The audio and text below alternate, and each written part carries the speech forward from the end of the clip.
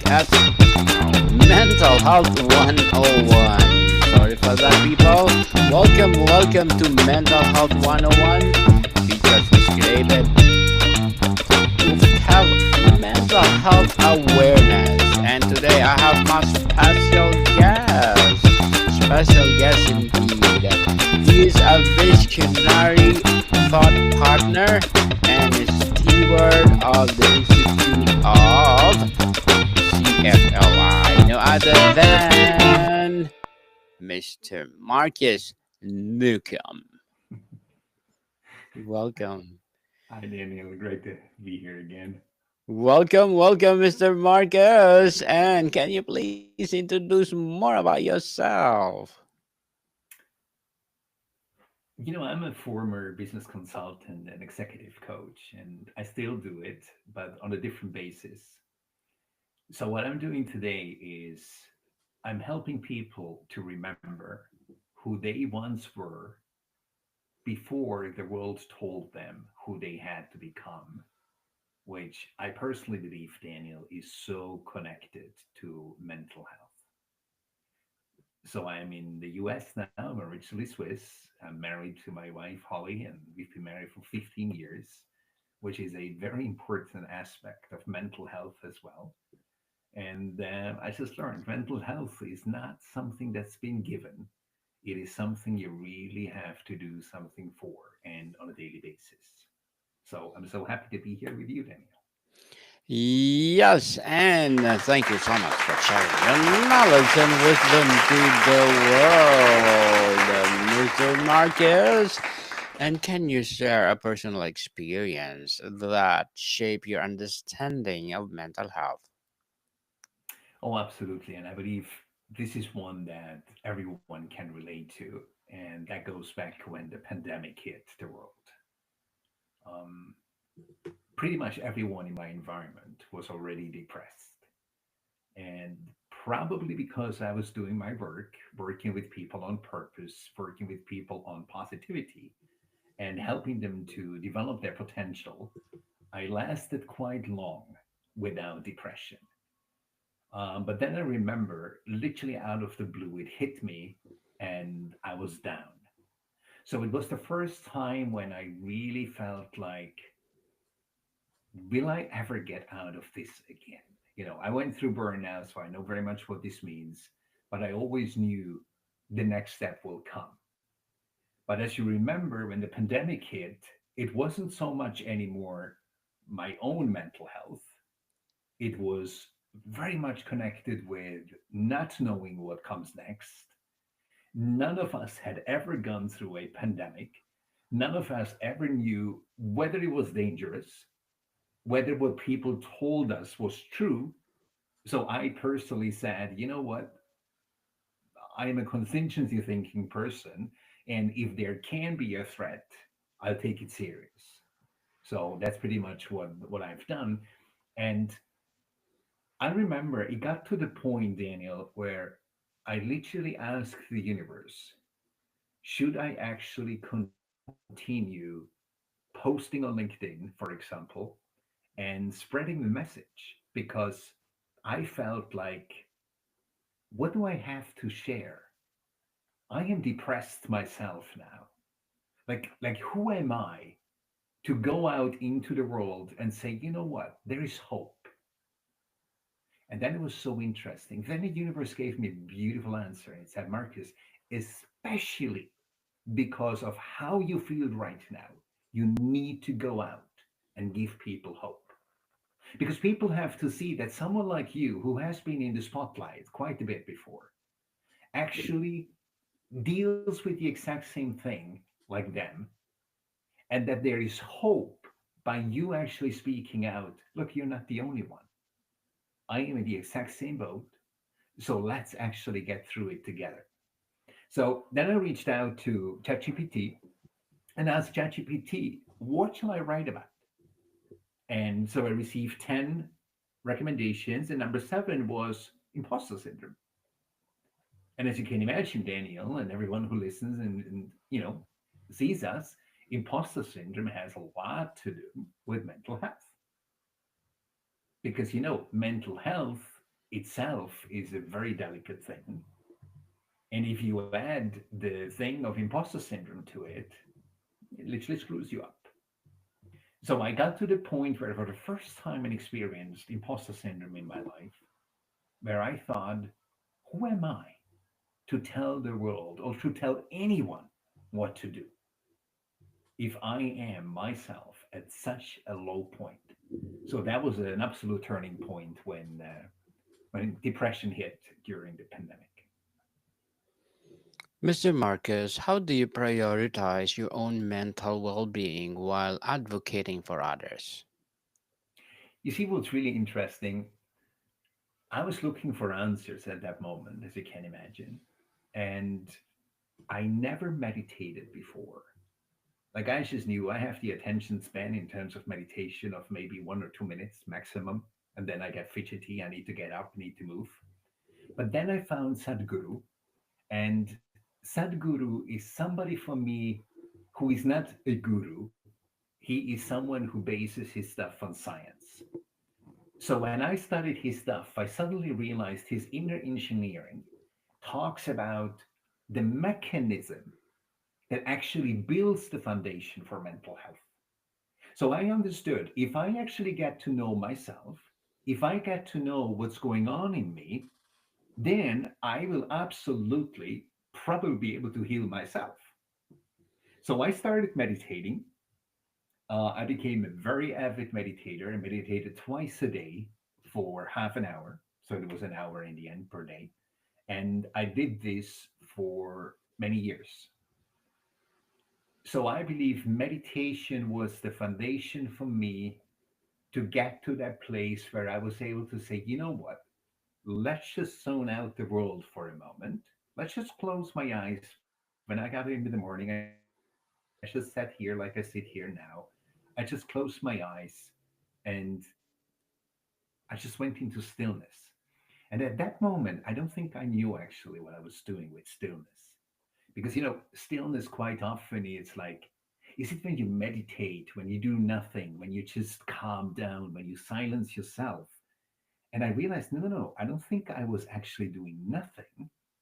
It was the moment when my thoughts, which can be very crazy as we know, and my heart became coherent, when it became like one stream, when not my thoughts actually governed what I was doing, but my thoughts became the servant of my heart. So it wasn't anymore that my mind dictated how I was feeling, but my heart. And when the soul, sorry, when this heart and my thought became coherent, it opened something which is really interesting. It opened the channel to my soul. So I suddenly, when I was meditating, I suddenly heard my soul speaking to me, which was an incredibly beautiful, but at the same time quite challenging experience. Because when you meditate, you think it's like empty, like there's nothing. But I actually heard my soul, and that's when I understood this is what my clients need. My clients don't need more noise. They don't need more strategy. They don't need more tactics. What they need is something that helps them ground themselves. And that's when stillness was born. And this is what I'm doing on a daily basis with my clients. Get them into a place where their thoughts and their hearts become coherent. And that automatically, and Daniel, sometimes for the first time in their life, opens the channel for their soul to speak to them, which is an absolute beautiful thing to experience. Beautifully articulated, Mr. Marquez. Totally empowering. So let's talk about the breaking and the stigma. Why do you think mental health stigma still exists, and how can we combat it? I believe it has pretty much to do with our society. Um, you see, mental health, I believe, is stigmatized because it shows a mirror to a reality which our society doesn't want to accept. If you look at TV, if you look at media, if you look at advertisement, everyone looks younger every single day. So you can tell from a mile how many surgery this person had. And basically, it's all about the outer appearance. So imagine, as long as you can, you prevent to be fine. And now you meet somebody who reached the threshold where they cannot pretend anymore because their soul started talking so loudly and saying, something is off. This is not healthy, what's happening right now. So that's when the mental health stigma actually comes into play. Because can you imagine? I was a business consultant and I went on LinkedIn one day and I said, you know what? I'm really done. I'm effing done because I have to pretend to be just fine. I have to pretend to be on top of everything. But if I talk to my clients, this is not the one they know.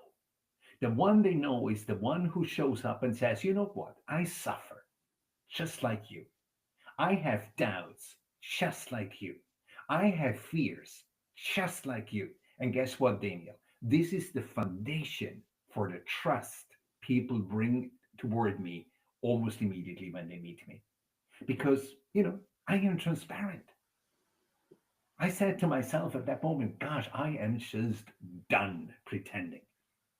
And I believe this is a huge issue in this world because we are drifting toward a point where the soul will not shut up anymore because there is so much damage taking place to the soul by trying to keep up the appearance that everything is fine.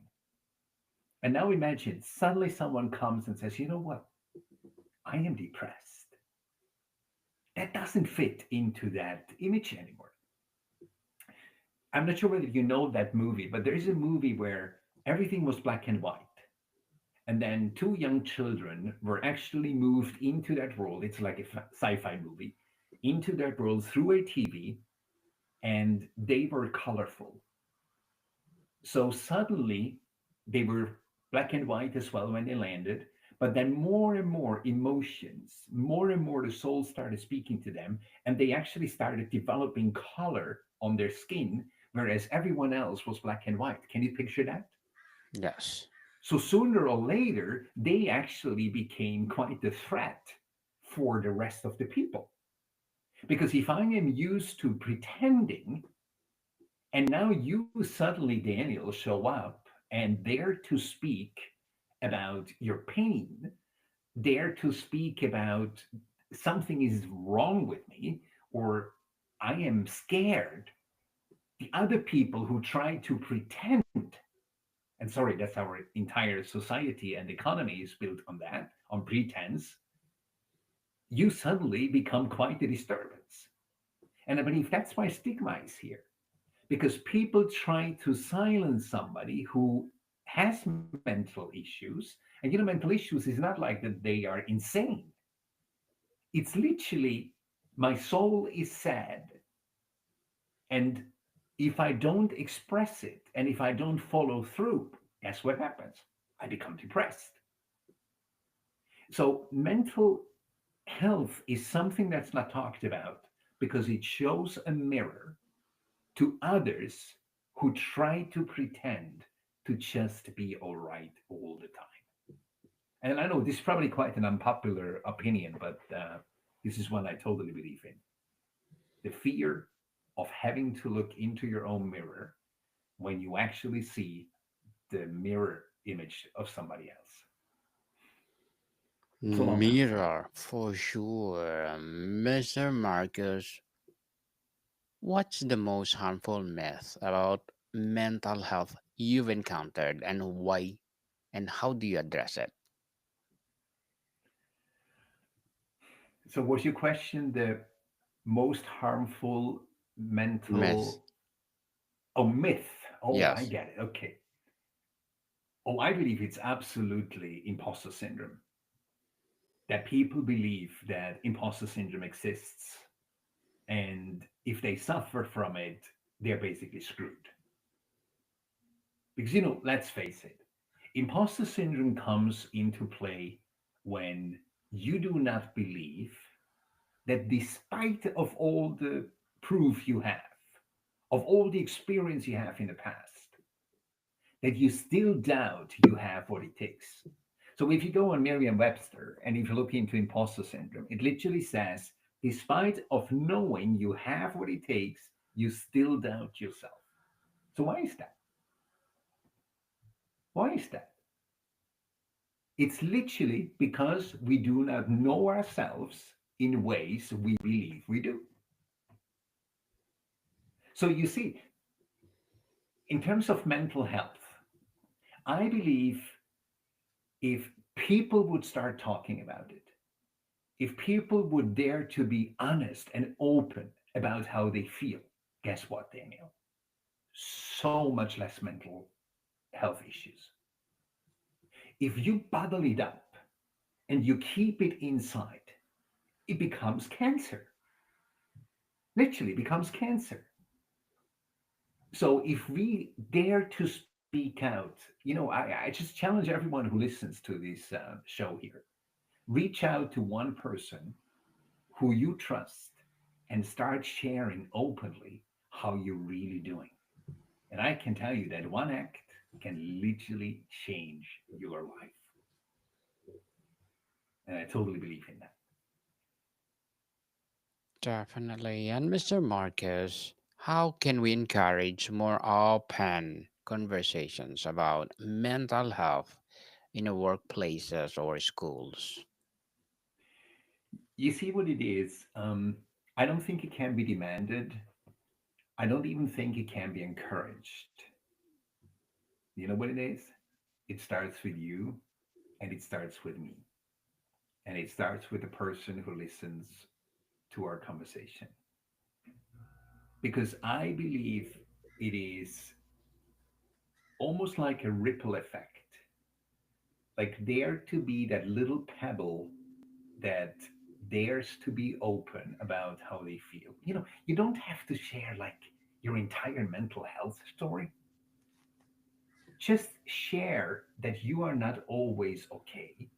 And this actually will encourage other people to do the exact same thing. So, you know what happens if a pebble gets thrown into a still water? The ripples start moving.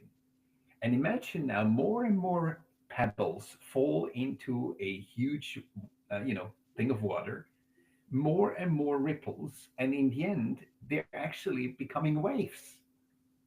So it starts with one person who dares to say, you know what? No, I am not okay all the time. And no, I don't like what just happened. And actually, before it becomes, like really bad, dare to speak out. I think it literally starts with every single person. If I wait for you, Daniel, to do the first thing, oh, you never will happen. So it takes courage. But I can literally, I want to encourage everyone here. If you take that courage, I promise you it will change your life. Will there be some people who don't like that because of that mirror image I mentioned before? Of course. But it will help you to stay healthy. And with time, you get to the point where I am at right now, where I don't give a flying F what other people think if I express how I'm feeling, because I believe this is my birthright to feel how I feel and to be honest about it. And by that, giving somebody else the permission to be the exact same thing. And I believe if more and more people start with that in small little steps, we actually give permission to the world to be okay with how they feel. Because pretending to not feel and pretending to be much better than we are, I believe that leads to the mental health pandemic we are in this world right now. Very well said, Mr. Marcus. Totally, totally inside. Let's talk about the support and resources. What are the most underutilized resources for people struggling with mental health? I believe it's exactly what I said. I don't think we need to go to psychiatrists or psychologists or psychotherapists. I believe if we just start being honest at first to ourselves and with ourselves, by acknowledging and say, you know, I listened to this Marcus guy, and it really feels good for him to say he's not always okay, and he suffers, he's in pain, he went through depression, and it seems to be really freeing him. So, what if I actually start admitting only to myself at first, it is okay not to be okay all the time? And then literally start reaching out to people you trust. Start confiding in other people. Because exactly what I said before, if it would happen, it will literally be ripples throughout the entire world. What starts in a very small, intimate way will change the world. You know, the grassroots effect, right? It starts with one person who has the courage to look into the mirror and say, Marcus, you know what? It is okay not to be okay, and at least not all the time. And by becoming okay with not being okay, guess what? That mental health stigma suddenly becomes absolutely normal. Like some of my people, they say to me, Marcus, like, it is so refreshing to hear you speak about mental health. And it's so refreshing and healing to hear you speak about depression. Because somebody of your stage does not admit ever, ever having suffered from depression, because that would be the killer of the career. And I just said, honestly, I don't care. If that's the price to pay to be cast out, I'd rather be cast out but healthy. And guess what, Daniel? The opposite was the case. Absolutely opposite. People came to me and said, Marcus, thank you so much for being a role model. Thank you so much for being a beacon of hope, of speaking out. And then they came and said, you know what? This is exactly how I feel. How you explained it, how you described it. It felt like you're talking about me. So, guess what? If more like me are out there, more like me dare to speak out, admit that they're not always okay, and say to themselves, you know what? It is okay not to be okay. And guess what? This not to be okay is okay. And that's the beauty. I never felt like I'm ill. I never felt like I'm damaged because I understood it's yin and yang, it's duality. There is sadness, there is joy, right? There is peace, there is fear. So the duality actually belongs to us human beings. So once each individual understands and admits it is okay not always to feel okay, I believe that's when the world starts changing. Mr. Marcus, what advice would you give to someone hesitant to seek professional help?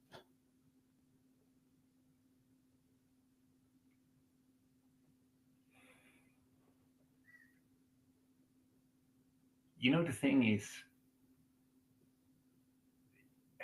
it's a very thin line in terms of when to seek professional help, like a psychiatrist, a psychotherapist, or a psychologist. I believe if somebody reaches out soon enough to somebody else and talks about how they really feel, most likely the journey to a psychologist can actually be avoided. But it's almost like if you wait too long, and if you are already in a depression, that's when I personally would recommend to either get the recommendation of a friend or of somebody you know who has experienced a psychotherapist or a psychologist. But this is something I can tell you, even if my friends ask me, do you have someone who you can recommend? Honestly, I don't have too many. So if you do actually reach out to psychotherapists or even psychiatrists, then I recommend you reach out to about three people and then literally listen to your soul, because your soul will tell you, because it is such an intimate relationship, I call it. Like, you need to be understood. You need to feel that somebody really wants to get you. They doesn't even have to get you at first, but they want to get you. Because, let's be honest, you have the answers in you and not the professional. The professional can guide you toward your own answers and toward your own truth. And as I said, if it really gets to the point of depression, then it's probably worthwhile reaching out to a professional who is a medical doctor, psychiatrist, because yeah, that definitely has to be looked at in a serious way.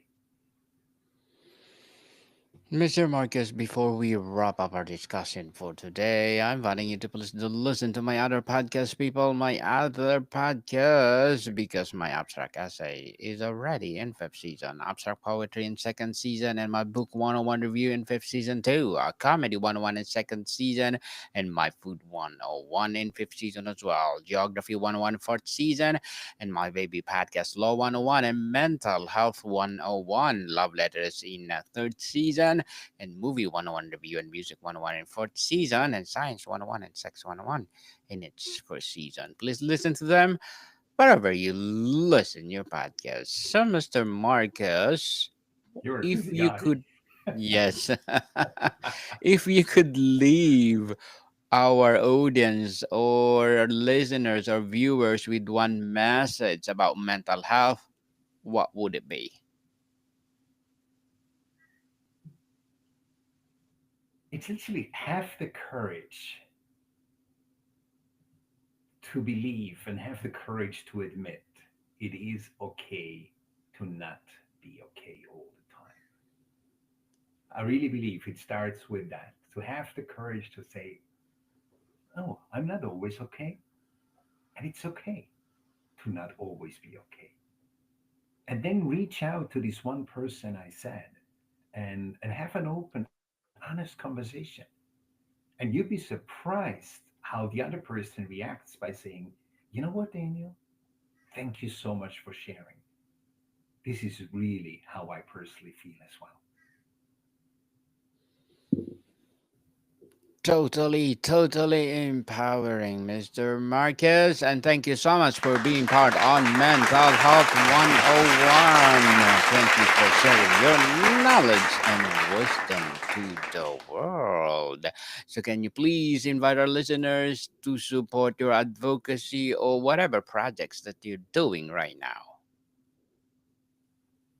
Yeah, the easy thing is really like reach out to me on LinkedIn, because it's really Daniel, last name, first name, and basically connect with me and reach out. I'd love to have a conversation. Yes, people reach out to Mr. Marcus Neukom because if you reach out for sure, you you will answer all the things you want to be answered. So, Mr. Marcus, thank you so much for your time. Thank you for having me, Daniel. Mordicam people, see you soon.